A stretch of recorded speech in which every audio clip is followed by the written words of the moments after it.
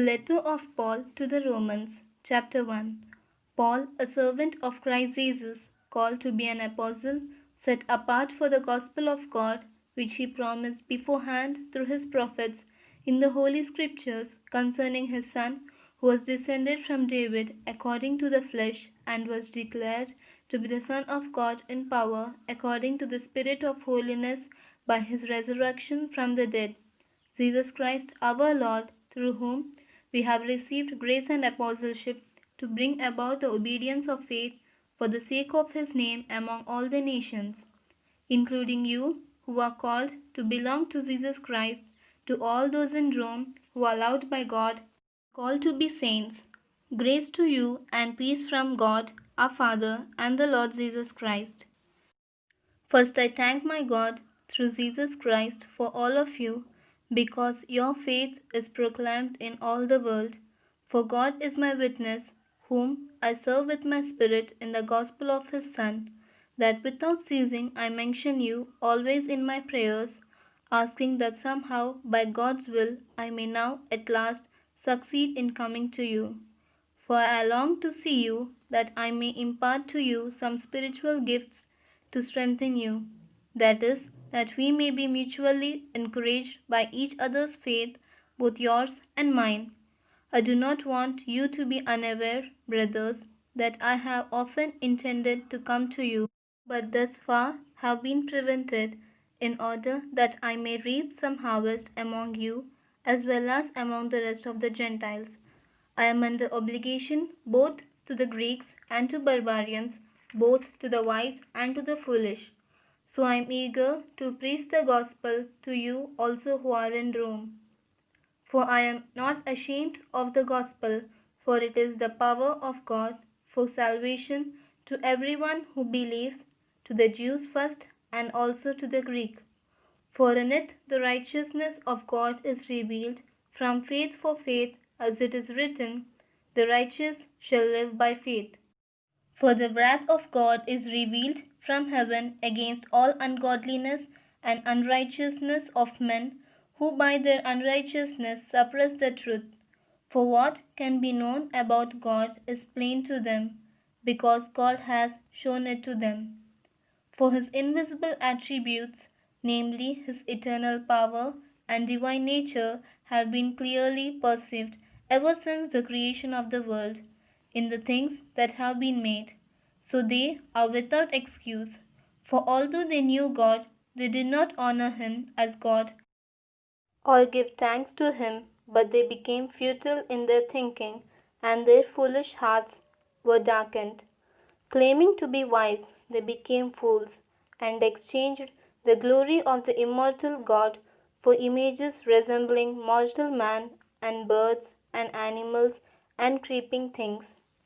Therefore God gave them up in the lust of their hearts to impurity, to the dishonoring of their bodies among themselves, because they exchanged the truth about God for a lie, and worshipped and served the creature rather than the Creator, who is blessed forever. Amen.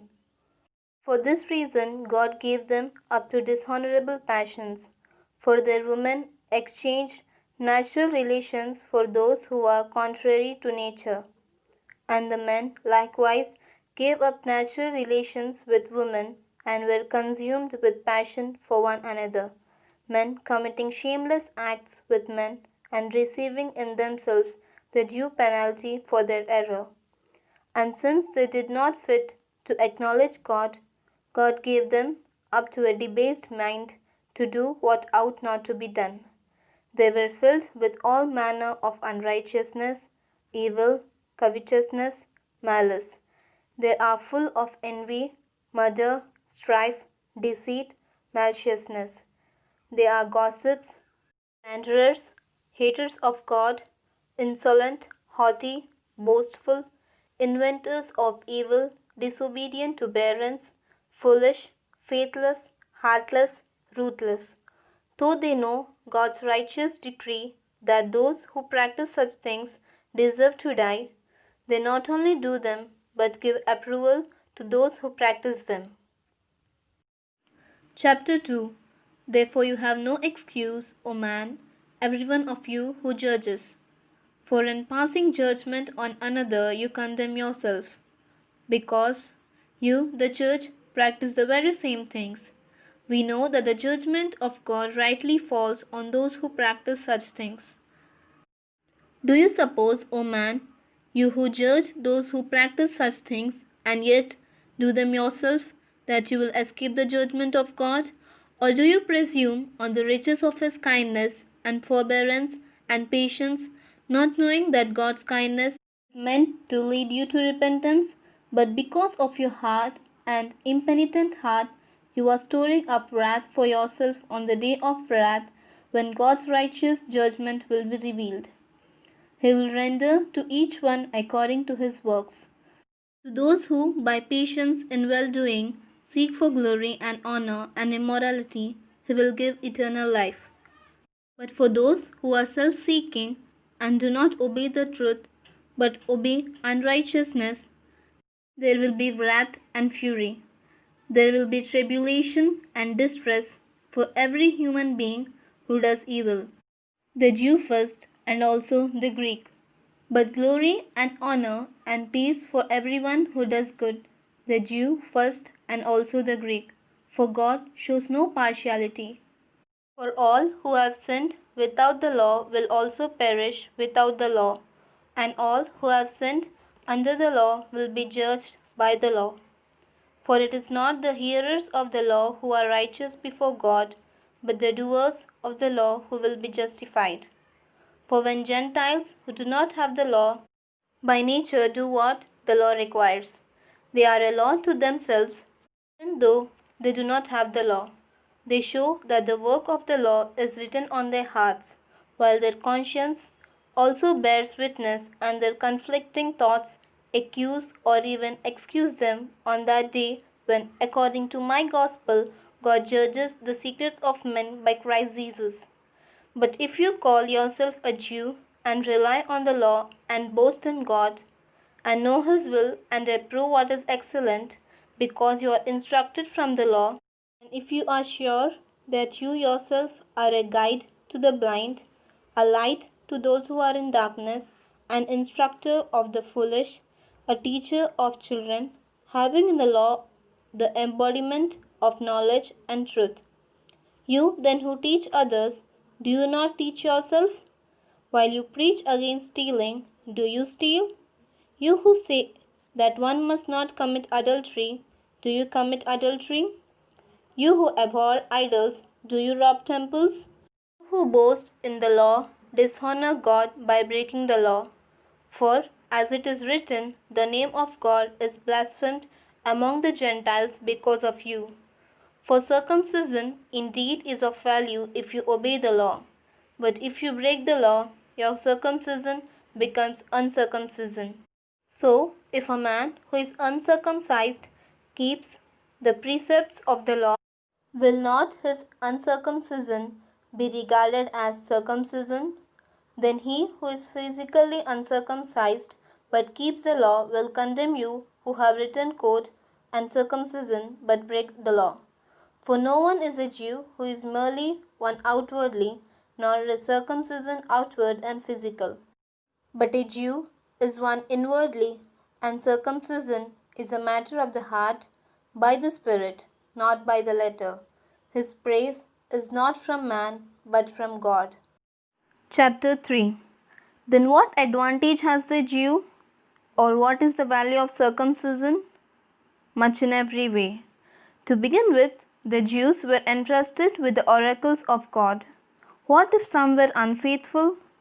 Does their faithfulness nullify the faithfulness of God? By no means. Let God be true though everyone were a liar. As it is written, that you may be justified in your words and prevail when you are judged.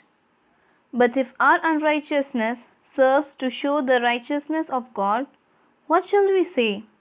That God is unrighteous to inflict wrath on us? I speak in a human way. By no means, for then how could God judge the world? But if through my lie God's truth abounds to His glory, why am I still being condemned as a sinner? And why not do evil that good may come? As some people slanderously charge us with saying their condemnation is just. What then? Are we Jews any better off? No, not at all.